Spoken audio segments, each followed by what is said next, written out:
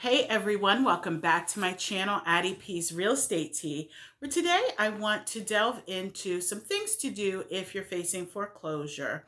Now, before I get into this video, as you also graciously do, please hit that thumbs up button. It helps my YouTube algorithm.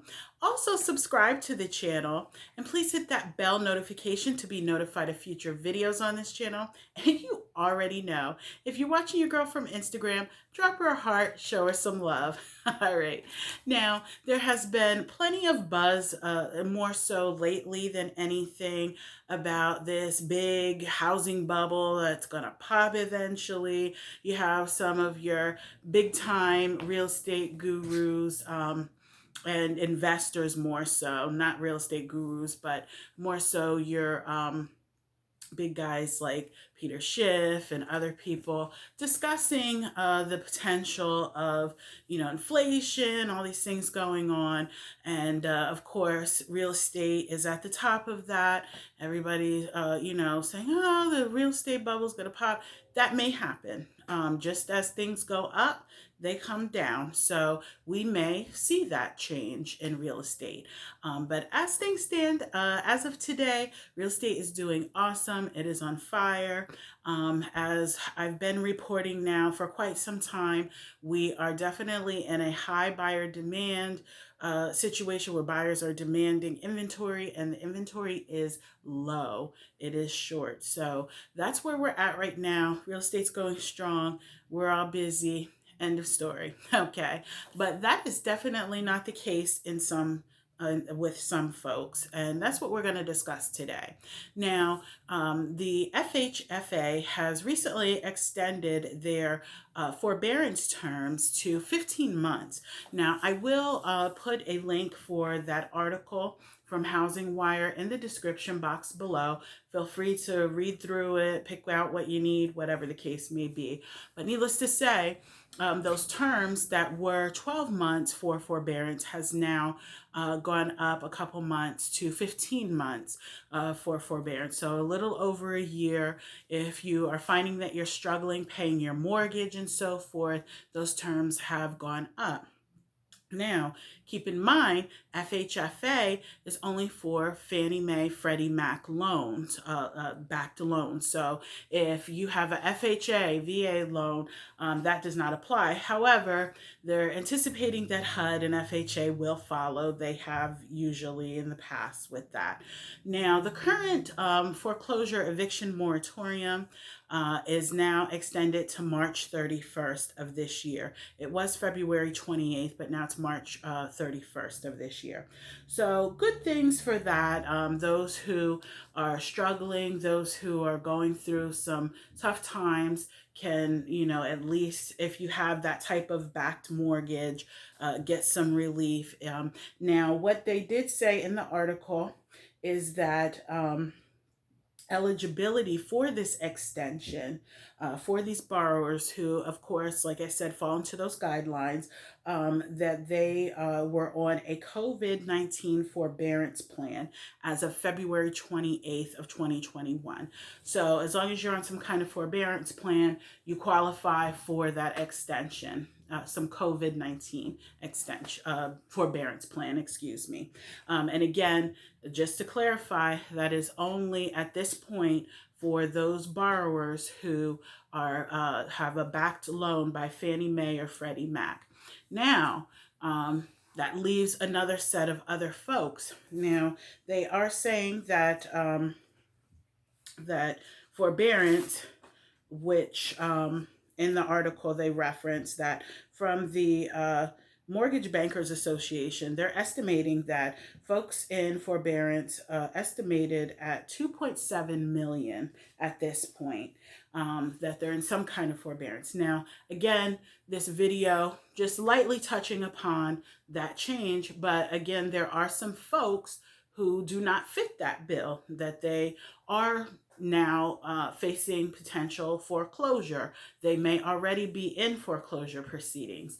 Now, these types of measures have helped those who have those types of backed loans, but those who don't, unfortunately, are faced with some choices that they may not be in a position, both mentally, physically, whatever the case may be, to handle that. Now, we are in the middle of a pandemic still, although stimulus has gone out and so forth.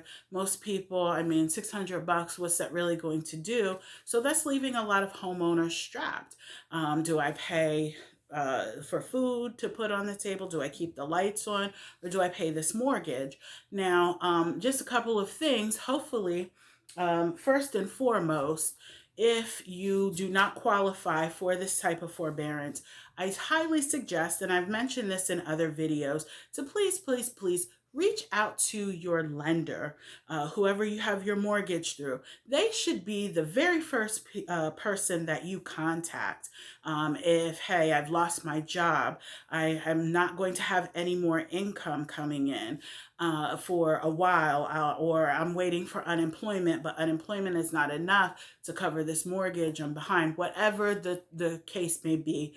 Those types of things need to be discussed with your mortgage lender. So again, that should be the very first call that you make when you get that news. So that way you can see what type of options that they may have in place.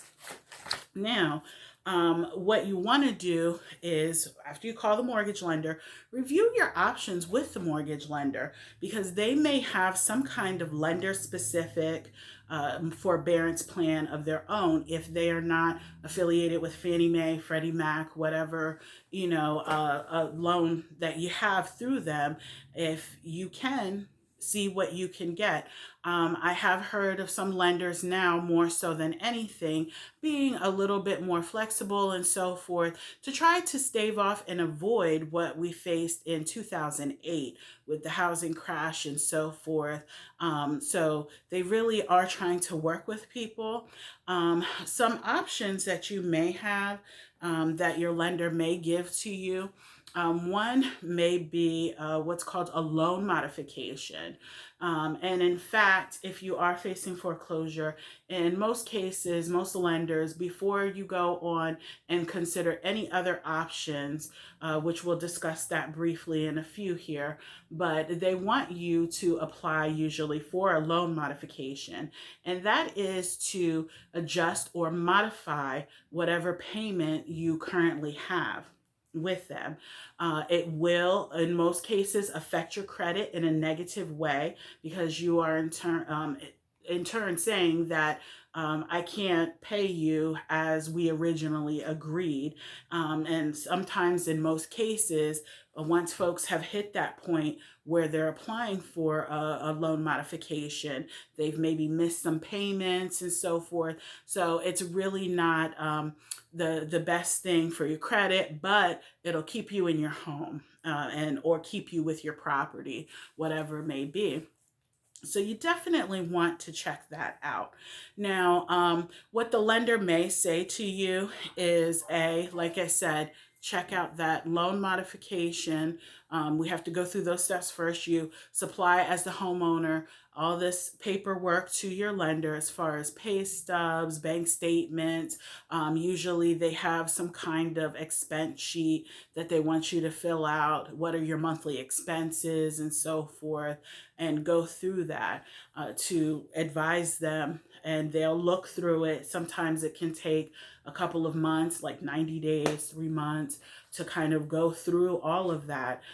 During that time too, what they'll do, they may send someone out to appraise the property, or do what's called a broker price opinion report. And that is the lender's set of eyes to basically see what that property is worth, and give them kind of like a market snapshot of what your property is worth as of today. So they take all of that stuff, concoct it, and they say, okay, here you go. This is what we're offering you as a modification of what you originally paid for. Those terms can be, shorter, longer term, maybe on the loan. It could be shorter payments, as far as lesser payments, excuse me. So you really don't know what you're going to end up with. Now, if that loan modification does not work, and they deem you, for whatever reason, not able to continue with that type of action, then what they may suggest is what's called a deed in lieu. Now, deed in lieu is basically a voluntary repossession. You're giving back the house, you're cooperating, you're saying, okay, look, I can't make these payments anymore. Here you go. Here are the keys back. Sometimes, depending on the lender, they may have a program which is called like a cash for keys, where, okay, if you cooperate with us, we'll give you a couple $1,000s to pretty much move out, go away, find something else. Now, in another video, another day, we can get into some of the effects that that can have, because in the current market where housing is very tight, if you do find yourself facing foreclosure and you're having to then go on and find a rental, well, a lot of landlords are very on it as far as scrutinizing applicants and so forth. So if you're losing your home, they may be kind of looking like, I don't know if I want to get involved in this, because if you couldn't afford your home, how are you going to afford to stay here? And rental prices have gone up considerably. So that may be a challenge as well. So if you are in a position, where maybe you haven't gotten to the point of foreclosure yet and your credit is still okay, you may want to reach out to see if your lender can do like a refinancing and so forth before you even get to this point. Because like I said, it depending on what area you're in and so forth, you may be faced with higher rental prices opposed to you staying where you're at and paying a cheaper mortgage. So those are some options that you may want to look into. Now, the last and final thing that I want to touch upon, an option that they may provide you with, is called a short sale. And basically, the lender is accepting a sale price which is less than what you owe on the mortgage. So using for an example, you owe $200,000 on the property, on the loan, and the mortgage lender is saying, okay, well, we'll accept the sales price of $150,000. We'll take the short of $50,000 in order to get this property sold, get it off the books, whatever the case may be. Now, there are some intricacies with that. I've mentioned in other videos that I do negotiate short sales. I am certified in negotiating short sales and helping buyers with purchasing foreclosures. So if anyone has any questions, my information is linked in the description box below. I can book a private confidential Zoom session with you to discuss some of these options with you. Now, I do need to clarify, I am not a certified housing counselor. I am a real estate agent in the state of Pennsylvania, but I also negotiate short sales, and I am well within the capabilities to do so. But I do have to throw that out there. I don't want anyone to be under the impression that I am a housing counselor. That's one of the things that your lender may advise you to do, is to go ahead and contact a housing counselor, and they will review some of these options with you to try and help you, keep your home and stay in your home. Also, I don't know what your financial situation may be, but it may be well worth the money to hire an attorney, so that way the attorney can help you during this process. Now, most folks, if they are losing their home and they're facing a lot of financial hardships and so forth, cannot afford to cough up money for an attorney. So the housing counselor would probably be the more feasible financially option for you to go. But again, different folks, different strokes, who knows? That is entirely up to you. But I suggest that going in this journey during this foreclosure, if you unfortunately have to go that route, that you definitely reach out to professionals and employ professionals that can help you come out on the winning side of this, and that you're not waiting until the last minute and dealing with the unfortunate side of this, which is a sheriff knocking at your door saying that You have X amount of days or hours, sometimes, depending on what state you're in, to vacate the premises because the bank has taken back possession of your property. So, again, my contact information is linked below.